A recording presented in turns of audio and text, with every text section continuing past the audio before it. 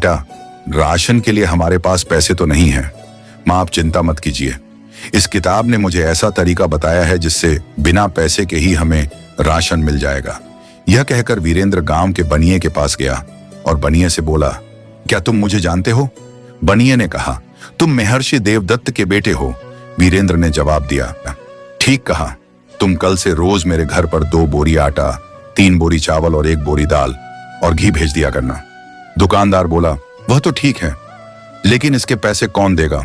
वीरेंद्र ने घुरकर बनिए को देखा और कहा, तुम भूल गए कि अभी कुछ दिन पहले ही मैं एक किसान को तुम्हारे पास 50 मन अनाज बेचने के लिए लाया था और तुमने धोखे से उसका सारा अनाज हथिया लिया था। और यही बात मैं अपने न्यायप्रिय राजा को बता दूंगा तो वो तुम्हें काल कोठरी में डाल देंगे। वीरेंद्र के मुंह से यह बात सुनकर बनिया थर-थर कांपने लगा।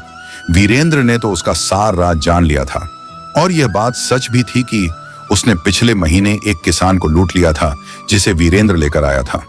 बनिया हैरान था कि वीरेंद्र को यह राज की बात कैसे मालूम हुई। Hey, Coconut Chunky. Yo, brother from another mother. I was dying to meet you, man. Rest in pieces, brother. New Britannia Good Day Choco Chip and Coconut Chunkies. So yummy, it happens.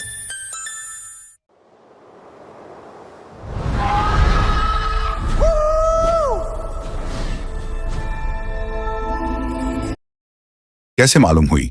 वह तुरंत हाथ जोड़कर बोला, ठीक है, मैं वही करूंगा जैसा तुम कहते हो, लेकिन मेरी शिकायत महाराज से मत करना। वीरेंद्र वापस अपने घर चला गया। अब वो आराम से अपने नाना की लिखी हुई किताब पढ़ने लगा। जैसे जैसे वो किताब को पढ़ता चला गया, सैकड़ों और हजारों बातें उसे मालूम होती चली गईं। यहां तक कि वो इस विद्या में इतना माहिर हो गया कि रास्ते चलते आदमियों के दिल की बात भी वो जान लेता था। और कभी ऐसा ना हुआ कि उसके मुंह से निकली हुई बात गलत साबित हुई हो। लोग उसके बारे में कहते थे कि वह अपने पिता महर्षि देवदत्त से भी ज्यादा बुद्धिमान और काबिल है। एक दिन वीरेंद्र की मां ने कहा, बेटा, मेरा मन ताजे कमल ककड़ी और जंगली शहद खाने का हो रहा है, लेकिन शहर में ये चीजें कहीं नहीं मिलती। मैंने सुना है कि मंत्री धर्मपाल के बाग में दुर्लभ फल और मधुमक्खियों का छत्ता है। किसी को भेजकर वहां से ये सब मंगवा दे। मंत्री धर्मपाल का नाम सुनकर वीरेंद्र के तन बदन में आग लग गई।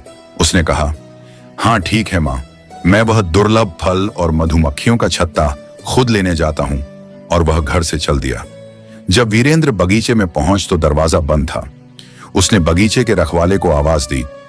थोड़ी देर बाद एक मोटा सा आदमी दरवाजे पर आया और गुस्से से बोला, क्या बात है भाई, क्यों चिल्ला रहे हो? वीरेंद्र बोला, मेरी मां का दिल दुर्लभ फल और मधुमक्खियों का छत्ता कि खाने का है, बस वही चाहता हूं।